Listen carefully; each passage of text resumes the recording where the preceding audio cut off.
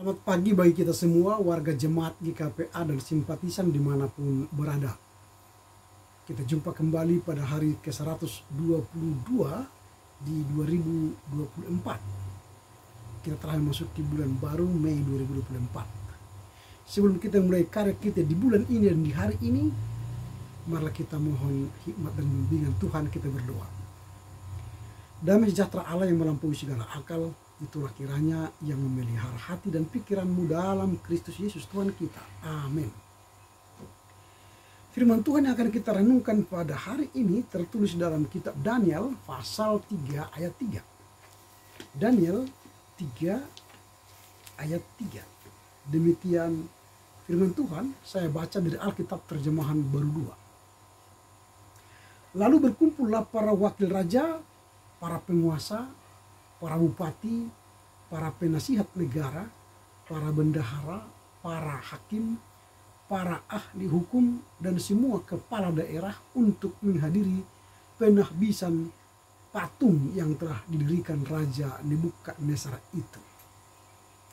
So the satraps, prefects, governors, counselors, treasurers, judges, ministers, and all the other provincial authorities assembled for the dedication of the statue that the king Nebuchadnezzar had erected. They were standing in front of the statue of Nebuchadnezzar has erected. Amen. Yang berbahagialah mereka yang mendengar serta memelihara kebenaran firman Tuhan. Amin. Tema renungan kita pagi ini, pentingnya patuh kepada Tuhan. Pentingnya patuh kepada Tuhan. Nas hari ini mengajarkan tentang pentingnya patuh kepada Tuhan. Kepatuhan kepada Tuhan ini menjadi poin penting dalam nas hari ini. Patuh dalam menghadapi segala tekanan yang ada di dunia ini. Ada orang patuh karena ditekan. Ada orang patuh karena sesuatu yang akan dia dapatkan. Tapi ada orang tidak mau patuh karena beda prinsip. Kalaupun dia ditekan oleh dunia, dia tidak mau patuh. Tetapi dia tetap setia pada prinsip yang dia miliki. Nah, dalam nas hari ini kita melihat bagaimana Nebukadnezar, seorang raja yang kuat, mengeluarkan perintah untuk semua orang menghadiri upacara penyembahan patung yang dia bangun.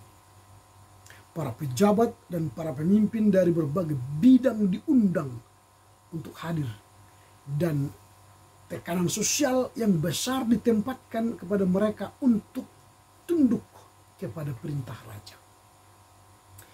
Namun ketika pada saat untuk tunduk, datang untuk tunduk oleh perintah raja atau memilih setia kepada Allah, diperhadapkan kepada pemuda Yahudi 3 orang, yaitu Sadrak, Mesak, Abednego.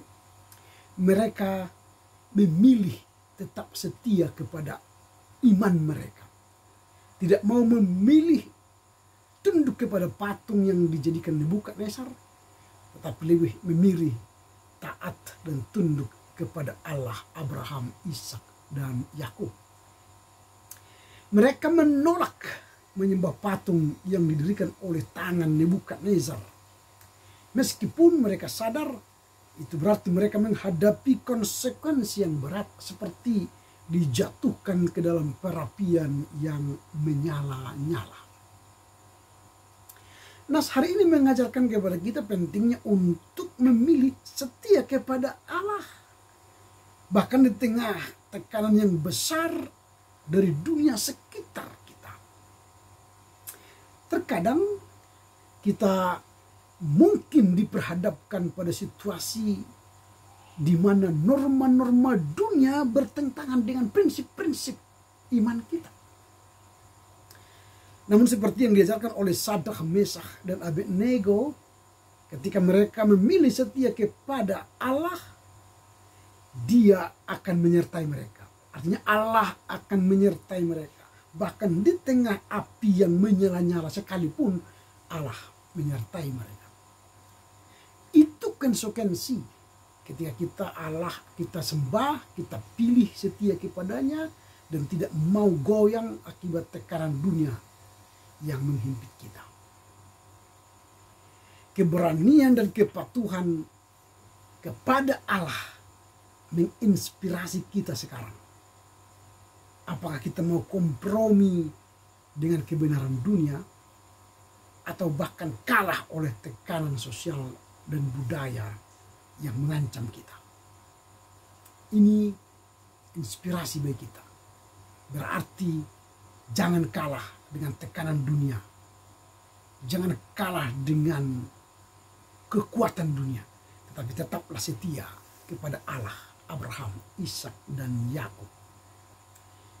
Pertanyaan kita sekarang, apa yang hendak kita renungkan dari teks hari ini? Ada beberapa hal yang perlu kita renungkan. Yang pertama, kekuatan dan pengaruh pemimpin. Jadi kekuatan dan pengaruh pemimpin. Teks ini mencatat bagaimana para pemimpin itu atau para pejabat yang berkuasa itu punya power. Nebukadnezar sebagai raja punya power. Ini menunjukkan pengaruh besar yang dimiliki oleh seorang pemimpin terhadap orang-orang yang di sekitarnya, orang-orang yang dipimpinnya. Seorang pemimpin yang kuat dapat memobilisasi orang-orang untuk mengikuti kehendaknya. Tergantung kehendaknya apakah baik atau kehendaknya apakah buruk. Jadi pemimpin itu berpotensi untuk memobilisasi orang berbuat baik atau berbuat buruk. Berarti kekuatan kepemimpinan ini menekankan tanggung jawab yang besar yang dimiliki oleh pemimpin terhadap keadilan dan kebenaran. Jika pemimpin itu orang benar dan adil, maka dia akan memobilisasi orang untuk benar dan adil. Tapi jika pemimpin itu adalah pemimpin curang dan jahat, maka dia berpotensi memobilisasi orang curang dan jahat. Itu yang pertama, kekuasaan dan pengaruh pemimpin. Yang kedua yang hendak kita renungkan dari nas hari ini ialah pengaruh budaya dan norma. Undangan Nebukadnezar kepada para pemimpin dan pejabat untuk menghadiri upacara penyembahan kepada patung mencerminkan pengaruh kuat dari budaya dan norma dalam masyarakat. Sebagai masyarakat kita harus tunduk kepada titah dan sabda raja. Normanya begitu, budayanya begitu. Meskipun sebagian besar dari mereka mungkin menyadari bahwa tindakan itu salah, tetapi mereka tak berdaya, tak bisa melawan norma dan budaya. Terjadi tekanan yang besar dalam budaya mereka, sehingga mereka banyak yang tunduk kepada kehendak raja. Ini menyoroti tantangan yang dihadapi orang-orang yang mempertahankan iman mereka dalam konteks budaya yang mengancam. Apakah kita tunduk kepada konteks budaya dan norma yang mengancam kita jika kita melawan dengan iman dan tetap taat kepada Abraham, Ishak, dan Yakub? Itu yang kedua, pengaruh budaya dan norma. Yang ketiga yang hendak kita renungkan dari nas hari ini adalah pilihan moral dan ketaatan kepada Tuhan. Pilihan moral dan ketaatan kepada Tuhan.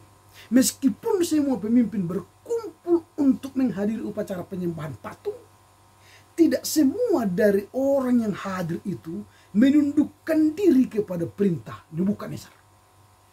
Beberapa di antaranya diam-diam menentangnya. Atau mereka merasa tidak nyaman dengan perintah Raja Nebukadnezar tersebut.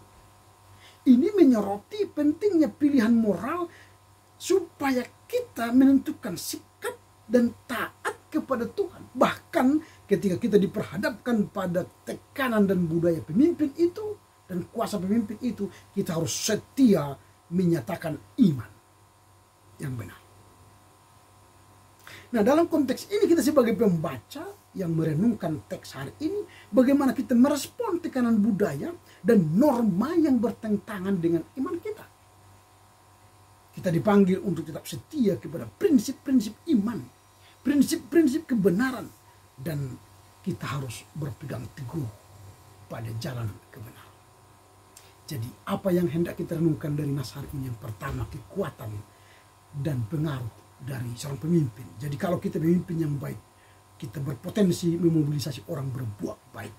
Begitu sebaliknya. Yang kedua, pengaruh budaya dan norma. Jika ada norma dan budaya yang kuat, kita harus mampu melawan norma yang salah itu, tapi budayakanlah yang benar, jangan biasakan yang salah. Yang ketiga, pilihan moral dan ketaatan kepada Tuhan. Jadi kita diberi bebas memilih secara moral, harus taat tunduk kepada Allah Abraham, Ishak dan Yakub.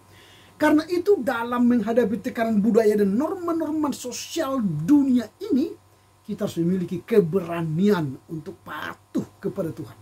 Dan jangan kompromi dengan dunia ini. Amin. Kita berdoa. Terima kasih Bapak, kami bersyukur karena hari ini kami diajar untuk patuh kepada Tuhan. Penting patuh kepada Tuhan. Walau norma budaya dunia ini memaksa kami untuk menyembah dunia dan kekuasaannya, sebagai orang beriman kami harus patuh kepada Tuhan yang mencipta kami. Walau ada risiko yang harus kami terima, kami yakin Tuhan akan menemani kami menghadapi risiko itu. Sama seperti Sadrak, Mesak, Abednego. Tuhan lindungi mereka ketika mereka dimasukkan ke perapian itu. Firman-Mu hari ini menginspirasi kami untuk tidak kompromi dengan dunia ini, tapi jelas tegas kami menyatakan iman kami hanya percaya kepada Allah Abraham, Ishak dan Yakub. Mampukan kami mengerti, memahami, serta mengalami dan melaksanakan firman-Mu kini sepanjang masa. Amin. Selamat berkarya untuk Tuhan. Selamat Hari Buruh. Tetap berkarya memasuki Mei 2024 ini. Tuhan Yesus memberkati. Horas.